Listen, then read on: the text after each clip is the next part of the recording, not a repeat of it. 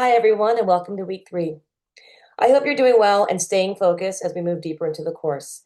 Before we jump into this week's material, I want to give you a quick update. I'm grading your first written assignment, so if you have not submitted it yet, please reach out to me immediately. We are still within the 3-day late period where I can take your assignment, but I want to make sure you have a plan in place to get it turned in. Remember, communication is key. So don't wait to email me if you need help or an extension plan. Okay, so let's go ahead and get started on what we're covering this week. Our focus is consumer behavioral and consumer behavior and customer centricity, two areas that shape how marketers connect with their audience.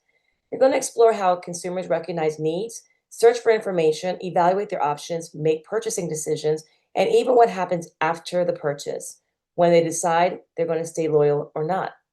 We're also going to examine the idea of customer centricity.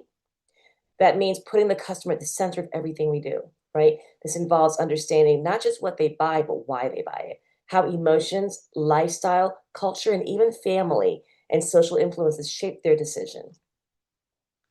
As you study this week's material, pay attention to the economics of customer acquisition versus customer retention. It costs far less to keep a loyal customer than to find a new one. We're going to look at how data collection and CRM systems like Salesforce or HubSpot play a role in tracking satisfaction, loyalty, and lifetime customer value. You'll also learn the difference between behavioral loyalty, when a customer keeps buying out of habit, and attitudinal loyalty, which is when a customer truly loves and identifies with that brand.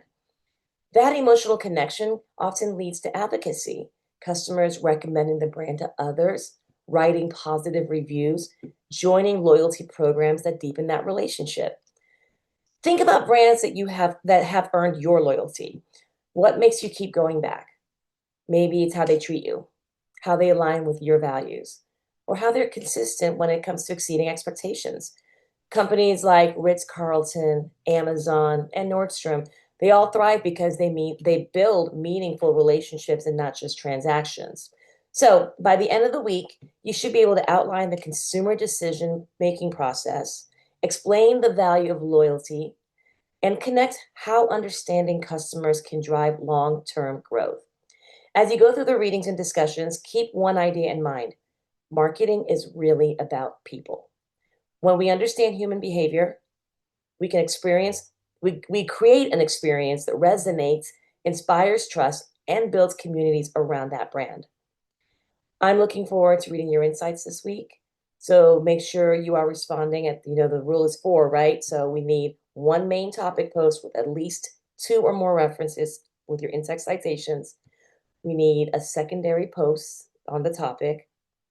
We also need at least 2 responses to your classmates. So you should have a total minimum of 4 posts. All right. Remember, more is better when it comes to references in your research. Okay. Try and be original. Find me some new information. You can use sites like ama.org, which has a lot of marketing information on there. Reach out to me if you want any other resources. If you're really interested in the topic, I would love to share them with you. So keep up the good work. Stay engaged. And your participation, it does make a difference. So I'll see you in the discussion boards and have a great week 3.